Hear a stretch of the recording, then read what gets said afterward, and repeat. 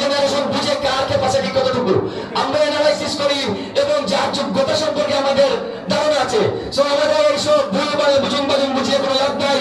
আমরা অত্যন্ত মেধাবী একটি জেনারেশন বিলং করি। বিসমিল্লাহির রহমানির রহিম। তিলপাড়া ইউনিয়ন বিএনপি কর্তৃক আয়োজিত আজকের মত বিনিময় সভায় সংগ্রামী সভাপতি, মঞ্চে উপস্থিত প্রধান অতিথি হিসেবে উপস্থিত আছেন এই গোলাপগঞ্জ বিয়ানীবাজারের মাটিও মানুষের নেতা, এই গোলাপগঞ্জ বিয়ানীবাজারের প্রতিনিধিদের সাথে যার বিচরণ আমাদের নেতা জননেতা জনাব ফয়সাল আহমেদ চৌধুরী প্রধান বক্তা হিসেবে উপস্থিত আছেন, যার হাতে আঙুল ধরে আমার রাজনীতির পথ চলা গোলাপগঞ্জ উপজেলা বিএনপির সংগ্রামী সভাপতি জনাব নোমানুদ্দিন মুরাদ, উপস্থিত বিশেষ অতিথিবৃন্দ। বক্তব্যের শুরুতেই জানাই আপনাদের সবাইকে প্রাণঢালা অভিনন্দন এবং বিপ্লবী শুভেচ্ছা। সংগ্রামী উপস্থিতি, আজকে আমাকে এখানে দাওয়াত দেওয়ার জন্য আমি ধন্যবাদ জানাই তিলপাড়া ইউনিয়ন বিএনপি নেতৃবৃন্দকে। আমি কথা যদি বলতে হয় তাহলে প্রথমে শুরু করতে হবে বসন্তের কুকিং দিয়ে।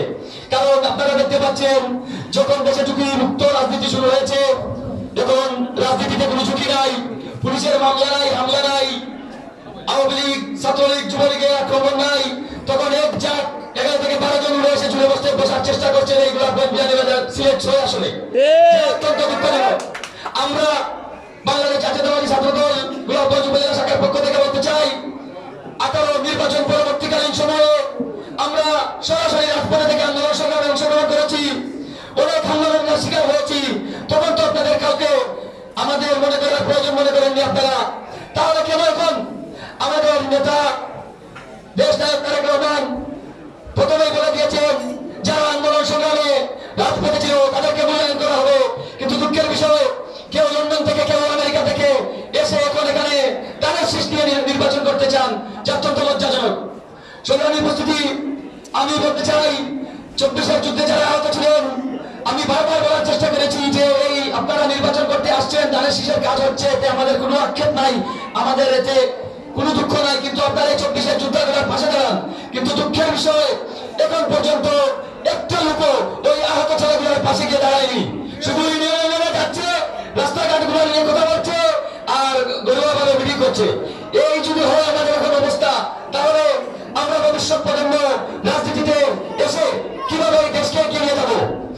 সংগ্রামী বন্ধুগণ, আপনারা জানেন আমরা বিগত দিনে আন্দোলন সংগ্রামে রাজপথে দেখেছি এবং এই ফয়সাল আহমেদ চৌধুরী প্রত্যক্ষ বা পরোক্ষ সরাসরি আমাদের কাছে ছিলেন। করোনার সময় নিজের জীবনের ঝুঁকি নিয়ে উনি রাজপথে আমাদের সাথে, বিশেষ করে বিভিন্ন ইউনিয়ন ওয়ার্ড বিএনপির সাথে এসে দেখা করেছেন। বন্যার সময় উনি এসে দেখা করেছেন। বিভিন্ন দেশের বিপর্যয়ের সময় ফয়সাল আহমেদ চৌধুরী ছাড়া আমরা কাউকে পাই নাই। অনেক অনেকে এসে বলছেন, কিছু সংগঠন আমরা দেখতে পাচ্ছি উনার হাত অনেক লম্বা, উনি নির্বাচিত না হয়েও নির্বাচিতদের থেকে বেশি কাজ করতে পারেন। আরে ভাই, বিগত দিন আপনি কোথায় ছিলেন? আমাদের দেশে তো কাজের অভাব পড়ে নাই, আপনি বিগত দিন কোথায় ছিলেন? এখন এসে এসব অবাঞ্ছিত কথাবার্তা বলছেন। আমি আপনাদের হুঁশিয়ারি করে দিয়ে একটি কথা বলতে চাই, আমাদের এই জেনারেশন অনেক স্মার্ট জেনারেশন। এই জেনারেশন বুঝে কার ক্যাপাসিটি কতটুকু আমরা অ্যানালাইসিস করি এবং যার যোগ্যতা সম্পর্কে আমাদের ধারণা আছে। সো আমাদের এইসব বুঝিয়ে কোনো লাভ নাই। আমরা অত্যন্ত মেধাবী একটি জেনারেশন বিলং করি। আমরা যেমন ফেসবুকে বা মোবাইলে গেমিং করি, তেমন রাজপথে নেমে নিজের জীবন ডুবিয়ে দিতে আমরা দ্বিধাবোধ করি না। তাই আমাদের এই জেনারেশনকে উড়িয়ে বুঝিয়ে কোনো লাভ হবে না।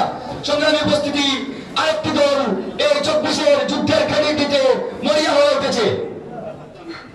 তারা বিভিন্নভাবে 24-এর যুদ্ধের ক্রেডিট নিতে গিয়ে আমাদের দলের যারা দুঃসময়ে রাজপথে ছিল এবং 24-এর আন্দোলনে আহত গুলিবিদ্ধ হয়েছিল তাদেরকে অবমূল্যায়ন করছে। আমি ওইসব উৎকলে তাদের হুঁশিয়ারি দিয়ে বলতে চাই, আপনারা এই দেশের জন্য, এই মানুষের জন্য শুধু আপনারা করেন নাই, এই দেশের জন্য, এই দেশের মানুষের জন্য প্রত্যেকটা রাজনৈতিক সংগঠন, আমার বিদ্রোহীরা, কৃষক থেকে শ্রমিক ভাই সবাই রাজপথে নেমে এসেছিল। তাই নিজেদের ক্রেডিট দিতে, নিজেদের ক্ষমতাকে কুক্ষিগত করে ছাত্রলীগের মতো আচরণ করবেন না। যদি আপনারা ছাত্রলীগের মতো আচরণ করেন তাহলে আপনাদের পরিণত হবে ছাত্রলীগের মতো। উপস্থিতি, এখানে অনেক সিনিয়র নেতৃবৃন্দ রয়েছেন, আমি আমার বক্তব্য দীর্ঘায়িত করছি না।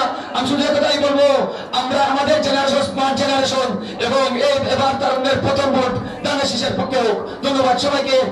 বাংলাদেশ জিন্দাবাদ, বাংলাদেশ জাতীয়তাবাদী ছাত্রদল জিন্দাবাদ।